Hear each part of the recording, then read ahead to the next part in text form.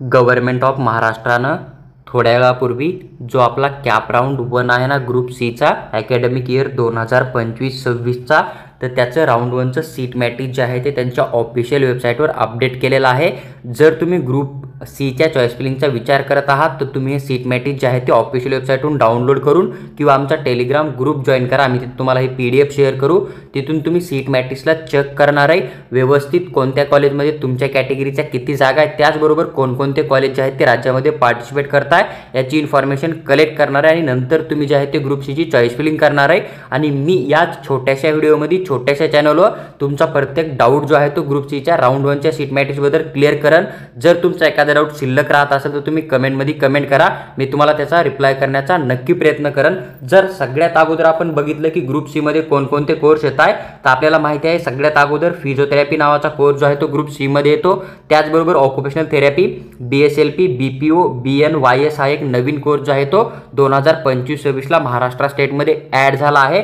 याचं जवळपास एक कॉलेज जे आहे ते गव्हर्नमेंटचं आहे आणि 2 कॉलेज तुम्हाला सेमी गव्हर्नमेंटचे या ठिकाणी बघायला मिळतील। जर आपण सगळ्यात अगोदर फिजिओथेरपीचे गव्हर्नमेंट कॉलेज किती बघितले आणि कोणत्या कॉलेजमध्ये कॅटेगरी वाईज किती सीट आहे याची इन्फॉर्मेशन चेक करूया। सगळ्यात फर्स्ट जे कॉलेज आहे ना लोकमान्य टिळक मेडिकल कॉलेज तुम्हाला बघायला मिळतं सायनमध्ये मुंबईमध्ये। जर याची टोटल इनटेक कॅपॅसिटी आपण चेक केली तर इनटेक कॅपॅसिटीमध्ये तुम्हाला 10 जागा बघायला भेटतील आणि फिजिओथेरपी ग्रुप सी मध्ये कुठल्याही प्रकारे ऑल इंडिया कोटा नसतो, ही गोष्ट तुम्हाला आठवण ठेवणं आहे। जर आता आपण कॅटेगरी वाईज सीट बघितल्या तर या कॉलेजमध्ये SC कॅटेगरीला जनरल आणि वुमन दोन्ही कोटांची मिळून एकच जागा तुम्हाला बघायला मिळते, म्हणजे या कॉलेजमध्ये वुमन कोट्यासाठी कुठल्याही प्रकारे सीट नाहीये SC कॅटेगरीची, ही गोष्ट तुम्हाला लक्षात ठेवा। त्या कॅटेगरीमधून जो जनरल कोटा राहतो ना तिथं मेल प्लस फिमेल ज्याचा स्कोर जास्त असेल त्याला अलॉटमेंट केलं जातं, पण त्या कॅटेगरीमधून जो वुमन कोटा राहतो ना त्या कॉलेजमध्ये तर त्या ठिकाणी फक्त मुलींनाच कॉलेज अलॉटमेंट केलं जातं, हे पण तुम्हाला आठवण ठेवणं आहे। जर आता आपण ST कॅटेगरीचा विचार केला तर जनरलमधून तुम्हाला एकच जागा बघायला भेटते, असं तुम्ही सगळ्या कॅटेगरीच्या या ठिकाणी व्यवस्थित चेक करू शकता। आणि ह्याच्या काय खूप साऱ्या टोटल सीट मिळतील ना तर त्या रिझर्व्ह कॅटेगरीच्या सगळ्या सीट आहेत, ही गोष्ट तुम्हाला आठवण ठेवणं आहे। आता दुसरा क्वेश्चन की जे काही गव्हर्नमेंट कॉलेज आहे तिथं ऑदर रिझर्वेशन असतं, जसं की डिफेन्स 1, डिफेन्स 2, डिफेन्स 3 ह्या कॉलेजमध्ये कुठल्याही प्रकारे सीट नसेल ना तरी तुम्ही सेकंड नंबरचं कॉलेज चेक केलं तर या ठिकाणी तुम्हाला ऑदर रिझर्वेशनमध्ये जागा ज्या आहेत त्या वॅकेंट बघायला मिळतील। तो ऑदर रिझर्वेशन जे आहे ते फक्त गव्हर्नमेंट कॉलेजमध्ये असतं, ही पण गोष्ट तुम्हाला लक्षात ठेवणं आहे। आणि IQ कोटा जो आहे ना तो फक्त प्रायव्हेट किंवा सेमी गव्हर्नमेंट कॉलेजमध्ये असतो, तो कुठल्याही प्रकारे या ठिकाणी गव्हर्नमेंट कॉलेजमध्ये तुम्हाला बघायला मिळणार नाहीये। त्या कॉलेजच्या टोटल 10 जागा आहेत ज्या की तुम्हाला स्टेट काउन्सिलिंगमधून फिल होताना दिसून येतील आणि ज्या की कॅटेगरी वाईज डिवाइड करून तुम्हाला मी या ठिकाणी एक्सप्लेन केल्या आहेत। तुम्ही अशा प्रकारे सगळ्या कॉलेजचं चेक करू शकता। आता जर आपण टोटल गव्हर्नमेंट कॉलेज किती बघितले तर तुम्हाला टोटल 4 गव्हर्नमेंट कॉलेज बघायला भेटतील, त्यांच्यामध्ये टोटल 90 जागा आहे। आणि या 90 जागा जर आपण कॅटेगरी वाईज डिवाइड केल्या तर SC कॅटेगरीसाठी या ठिकाणी जनरलमधून 3 जागा आणि वुमनसाठी जनरलमधून 7 जागा आणि वुमनसाठी 3 जागा बघायला मिळतील। ऑर्फनमधून तुम्हाला 1 जागा बघायला मिळते आणि फिजिकल हँडिकॅपची SC कॅटेगरीसाठी सगळ्या गव्हर्नमेंट कॉलेजमधून तुम्हाला 1 जागा बघायला मिळते। त्यामध्ये जर आपण ST कॅटेगरीचा विचार करतोय तर 3 जागा जनरलच्या आहे, 2 जागा वुमनच्या आणि 1 जागा फिजिकल हँडिकॅपची बघायला मिळते।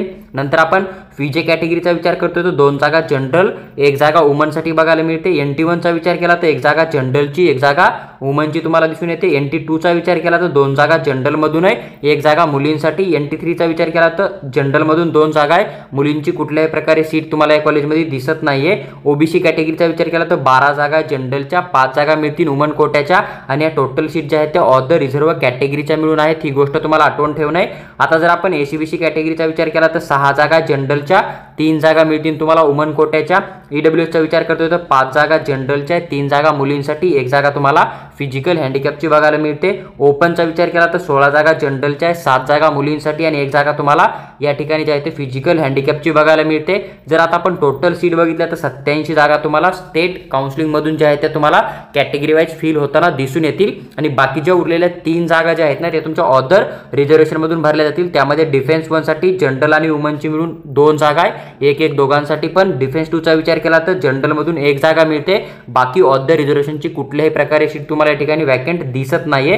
हे जर आता आपण प्रायव्हेट कॉलेजसाठी विचारात घेतलं तर आपण या ठिकाणी चेक करू शकतो जे काय फिजिओथेरपीचं पहिलं प्रायव्हेट कॉलेज आहे ना, CMT college of physiotherapy Nigdi पुण्यामध्ये तुम्हाला बघायला मिळतं. इनटेक कॅपॅसिटीच्या टोटल 40 जागा आहे. परत सांगतोय, फिजिओथेरपी म्हणजे अलाइड कोर्ससाठी कुठल्याही प्रकारे ऑल इंडिया नावाचा कोटा नसतो. ही गोष्ट तुम्हाला लक्षात ठेवणे. ज्यांच्याकडे डोमासाईल आहे तेच मुलं या ठिकाणी ॲडमिशन करू शकतात, किंवा ज्यांच्याकडे डोमासाईल नाही मग ते डायरेक्ट कॉलेजमध्ये जाऊन 15% ज्या काय IQ कोट्याच्या सीट राहतील ना त्या ठिकाणी ट्राय करू शकतात. तुम्ही जर नीट एक्झाम दिली असेल तर तुम्हाला ॲडमिशन मिळायचा चान्स लागू शकतो, किंवा तुम्ही काउन्सिलिंगचा जर फॉर्म भरला असेल येणारा IQ कोट्यामधून तर तुम्हाला त्या ठिकाणी ॲडमिशन दिलं जाऊ शकतं. जर आता आपण SC कॅटेगरीचा विचार केला तर जनरल वुमनमधून जवळपास 2 जागा दिसतील तुम्हाला जनरलमधून, आणि वुमनमधून 1 जागा मिळते. अशा प्रकारे तुम्ही चेक करू शकता. आता इथे तुम्हाला NT1 कॅटेगरीसाठी कुठल्याही प्रकारे जागा या कॉलेजमध्ये दिसत नाहीये, पण जर तुम्हाला याच कॉलेजमध्ये ॲडमिशन घेणं असेल ना तरी पण तुम्ही या कॉलेजला चॉईस फिलिंगमध्ये टाकू शकता, कारण ह्या काय जवळपास ओपनच्या 12 जागा तुम्हाला बघायला मिळतील ना, तर ह्या जागा सगळ्याच मुलांसाठी असतात. म्हणजे या कॉलेजमध्ये जो काय सगळ्यात जास्त रँकवाला मुलगा चॉईस फिलिंग करणार आहे ना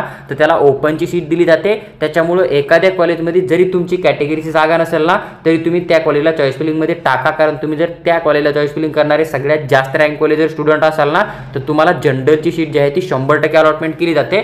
तर या कॉलेजच्या 34 जागा म्हणजेच 85% जागा स्टेट कोट्यामार्फत कॅटेगरीच्या फीसमधून कॅटेगरीनुसार भरल्या जात आहे, आणि ज्या काय उरलेल्या 6 जागा आहेत त्या IQ किंवा NRI कोट्यामधून भरल्या जात आहे. IQ कोट्याची फी स्ट्रक्चर तुम्ही एक वेळेस चेक करणार आहे, तिथून पुढे तुम्ही IQ कोट्यामधून ॲडमिशन करू शकता. ही गोष्ट लक्षात ठेवणे. त्यानंतर जर आपण अजून एक विचार केला तर आपल्याला PDF मध्ये काही कॉलेज जे आहेत ते मायनॉरिटीचे बघायला भेटतील. जसं हे मुस्लिम मायनॉरिटीचं आहे तर जेवढे कॉलेज मायनॉरिटीमध्ये येत आहे ना तर त्या कॉलेजमध्ये अदर कॅटेगरीसाठी कुठल्याही प्रकारे सीट नसते, कारण त्या कॉलेजमध्ये त्याच मायनॉरिटीच्या मुलांना अगोदर अलॉटमेंट केलं जातं. जर त्यांना 4थ्या राऊंडपर्यंत क्वालिफाय झालेला किंवा मग अप्लाय केलेला एकही मुलगा नाही आढळला ना तर त्या कंडिशनमध्ये ह्या ज्या सीट आहेत ना त्या अदर कॅटेगरीने अलॉटमेंट केल्या जात आहे. पण स्ट्रे वॅकन्सी राऊंडपर्यंत त्या सीट फक्त त्याच रिझर्वेशनमधल्या मुलांना अलॉटमेंट केल्या जातात. तुम्हाला ही गोष्ट लक्षात ठेवणं आहे. त्यानंतर जर आपण बघितलं तशा प्रकारे तुम्हाला खूप सारे मायनॉरिटीचे कॉलेज दिसतील. जर तुमच्याकडे मायनॉरिटी डॉक्युमेंट असेल आणि तुमचं ते फेवरेट कॉलेज असेल तर तुम्हाला ते खूप कमी मार्कवर पण या ठिकाणी अलॉटमेंट होऊ शकतं. आणि असं पण जर आपण बघितलं तर जवळपास मला वाटतं 98च्या आसपास तुम्हाला या ठिकाणी सेमी गव्हर्नमेंट किंवा प्रायव्हेट कॉलेज बघायला मिळत आहे. त्याच्यामुळे तुमचा किती जरी कमी स्कोर असेल ना तरी तुम्हाला स्टेट कोट्यामधून कॅटेगरीच्या फीसमध्ये जे आहे ते 100% सीट अलॉटमेंट होण्याचा चान्स आहे. जवळपास 98 कॉलेज तुम्हाला या ठिकाणी दिसत आहेत ग्रुप सी साठी फक्त फिजिओथेरपी कोर्सचे. जर आता आपण टोटल सीट बघितल्या तर 5350 जागा तुम्हाला दिसतील. जर आता आपण कॅटेगरी वाईज बघितलं की टोटल प्रायव्हेट कॉलेजमध्ये कोणत्या कॅटेगरीसाठी किती जागा आहे, जर आपण SC कॅटेगरीचा विचार केला तर 229 जनरलमधून आहे, 98 जागा वुमनसाठी. ST कॅटेगरीचा विचार केला 123 जनरलच्या आणि 53 जागा मुलींसाठी. FJ कॅटेगरीचा विचार करतोय तर 52 जागा जनरलच्या, 23 जागा मुलींसाठी. NT1चा विचार केला तर 44 जागा जनरलच्या आहे, 19 जागा वुमनसाठी. NT2चा विचार केला तर 62 जागा जनरलच्या आहे, 26 जागा वुमन कोट्यासाठी. NT3चा जर आपण विचार करतोय तर 35 जागा जनरलच्या आणि 15 जागा तुम्हाला या ठिकाणी वुमन कोट्याच्या मिळतील. ओबीसीचा जर विचार केला तर 335 जागा जनरलच्या आणि 143 जागा तुम्हाला या ठिकाणी ज्या आहेत ते ओबीसी मधून मुलींसाठी बघायला मिळते. टोटल सीट आहेत रिझर्व्ह कॅटेगरीच्या मिळून. ही गोष्ट आठवण ठेवणं आहे. ACBC कॅटेगरीचा विचार केला तर 302 जागा जनरलच्या, 129 जागा तुम्हाला वुमन कोट्यासाठी मिळतील. EWSचा जर आपण विचार करतोय तर 302 जागा जनरलमधून, 129 जागा तुम्हाला मुलींसाठी मिळतील. ओपनचा विचार केला तर 1731 जागा जनरलच्या, 728 जागा ज्या आहेत त्या मुलींसाठी आहेत. आणि ओपनच्या सीट कुठल्याही कॅटेगरीच्या सीट नसतात.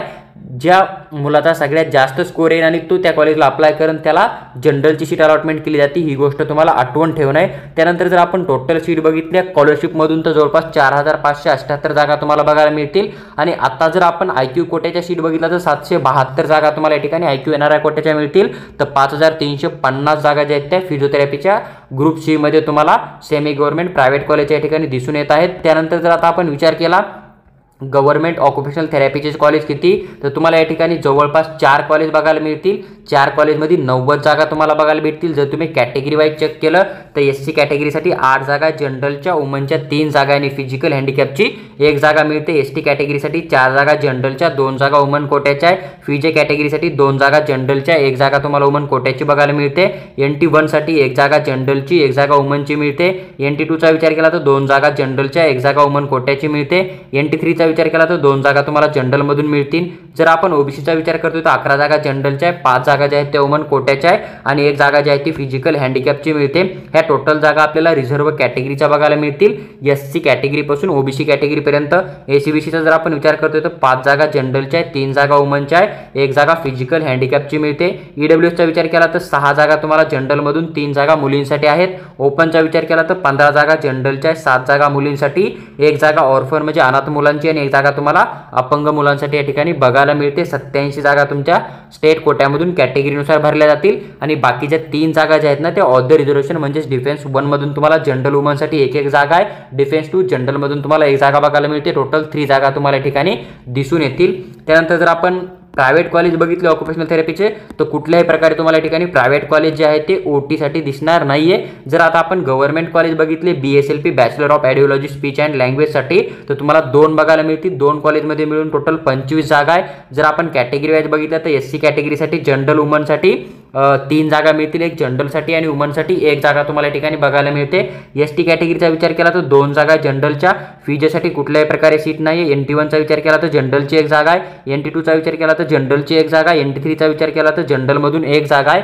ओबीसी कॅटेगरीसाठी 3 जागा जनरलच्या आहे, 2 जागा या ठिकाणी तुम्हाला वुमन कोट्याच्या बघायला मिळतील. ह्या टोटल रिझर्व्ह कॅटेगरीच्या जागा दिसत आहेत. एसीबीसी कॅटेगरीचा विचार केला तर 2 जागा जनरलच्या आहे, 1 जागा वुमन कोट्याची. ईडब्ल्यूएसचा विचार करतोय तर 1 जागा जनरल, 1 जागा वुमन कोट्याची बघायला मिळते. ओपन मधून जर बघितलं आपण तर 4 जागा जनरलच्या आहे, 2 जागा वुमनच्या आहे. फिजिकल हँडिकॅपसाठी तुम्हाला या कॉलेजमध्ये 1 जागा बघायला मिळते. 2 कॉलेजमध्ये मिळून टोटल 25 जागा तुम्हाला या ठिकाणी दिसून येतील. ऑफ द रिझर्वेशनच्या कुठल्याही प्रकारे सीट जे आहेत ते तुम्हाला बीएसएलपी या कोर्ससाठी दिसत नाहीये. त्यानंतर अजून एक कोर्स आहे जो की आपला BPO नावाचा कोर्स आहे. जर आपण त्या कोर्सचा विचार केला ना तर तुम्ही या ठिकाणी चेक करू शकता की तुम्हाला 1 कॉलेज दिसत आहे ज्याच्यामध्ये की 8 सीट तुम्हाला टोटल बघायला मिळतील. एससी कॅटेगरीमधून जनरलची 1 जागा आहे, एसटी कॅटेगरीमधून वुमनसाठी 1 जागा आहे. फीजे NT1 कॅटेगरीची कुठल्याही प्रकारे जागा नाहीये. या कॅटेगरीची जरी जागा नसेल ना, इन केस एखाद्या रिझर्व्ह कॅटेगरीच्या मुलांना अप्लाय नाही केलं तर ती जागा या मुलांना दिली जाऊ शकते किंवा मग जी ओपनची जागा मिळते ना ती जागा या मुलांना दिली जाऊ शकते. ही गोष्ट तुमच्या लक्षात येणं खूप गरजेचं आहे, कारण तुम्ही जर तुमच्या कॅटेगरीची सीट नाहीये म्हणून एखादं कॉलेज चॉईस फिलिंगमध्ये टाकणार नाहीये तर त्या ठिकाणी तुमचं खूप मोठं नुकसान होऊ शकतं. कारण जनरलच्या जागा ज्या आहेत त्या सगळ्या कॅटेगरीसाठी असतात. ही गोष्ट तुम्हाला आठवण ठेवणं आहे. ज्याचा स्कोर जास्त असेल, जो सगळ्यात टॉपर मुलगा अप्लाय करेल ना त्याला ते कॉलेज अलॉटमेंट केलं जातं जनरलच्या सीटमधून. ही गोष्ट तुम्हाला शेवटपर्यंत आठवण ठेवणं आहे. नंतर आपण NT2चा जर विचार केला तर 1 जागा जनरलमधून, NT3ची कुठल्याही प्रकारे सीट नाही. ओबीसी कॅटेगरीसाठी 1 जागा जनरलची, एसीबीसी कॅटेगरीसाठी 1 जागा जनरलची, ईडब्ल्यूएस मधून 1 जागा जनरलची. ओपनसाठी तुम्हाला 1 जागा मिळेल. जनरल आणि वुमन मधून टोटल 8 जागा तुम्हाला या ठिकाणी बघायला मिळतील. आता यावर्षी जो काही नवीन कोर्स आला ना त्या कोर्सचा जर आपण विचार केला BNYS नावाचा तर या ठिकाणी 1 कॉलेज मिळतं गव्हर्नमेंटवालं. टोटल 60 जागा आहे, तुम्ही या ठिकाणी चेक करू शकता. जवळपास जर आपण बघितलं एससी कॅटेगरीमधून ना तर तुम्हाला 6 जागा मिळतील जनरलमधून, 2 जागा वुमन कोट्यामधून मुलींसाठी. एसटी कॅटेगरीमधून बघितलं तर 3 जागा जनरलच्या आहे, 2 जागा वुमनसाठी. फीजे कॅटेगरीमधून 1 जागा जनरल, 1 जागा मुलींसाठी. NT1चा विचार केला तर 1 जागा जनरल, 1 जागा वुमनसाठी मिळते. NT2चा विचार केला तर 1 जनरल, 1 वुमनसाठी मिळते. NT3चा विचार केला तर 1 जागा तुम्हाला या ठिकाणी जनरलमधून मिळते. ओबीसी कॅटेगरीचा विचार करतोय तर 7 जागा मिळतील जनरलमधून, 3 जागा वुमनमधून मिळतील आणि 1 जागा तुम्हाला फिजिकल हँडिकॅपमधून मिळते. ह्या टोटल रिझर्व्ह कॅटेगरीच्या जागा आहेत. एसीबीसी मधून विचार केला 4 जागा जनरलच्या आहेत, 2 जागा वुमनच्या आहेत. ईडब्ल्यूएस मधून जर विचार केला तर 3 जागा जनरलमधून आहे, 2 जागा वुमनमधून आहे. फिजिकल हँडिकॅपची 1 जागा मिळते तुम्हाला. ओपन मधून जर विचार करतो तर 8 जागा जनरलच्या आहे, 4 जागा वुमनच्या आहे. ऑर्फन 2ची 1 जागा आहे. फिजिकल हँडिकॅपची पण 1 जागा तुम्हाला या कॉलेजमध्ये बघायला मिळते. टोटल 56 जागा तुमच्या कॅटेगरी वाईज फिल केल्या जाणार आहे. ऑफ द रिझर्वेशनचा विचार केला तर डिफेन्समधून 1 जनरलची, 1 वुमनची जागा मिळते. डिफेन्स 2 साठी तुम्हाला या ठिकाणी 1 जनरलची जागा आहे आणि महाराष्ट्र कर्नाटक बॉर्डरची पण तुम्हाला 1 जागा या ठिकाणी जनरल कोट्यामधून बघायला मिळते. टोटल 60 जागा तुमच्या ज्या आहेत त्या या ठिकाणी पूर्णपणे वॅकंट दिसत आहेत. त्यानंतर जर आपण विचार केला प्रायव्हेट कॉलेजचा या कोर्सचा तर टोटल 2 कॉलेज आहेत.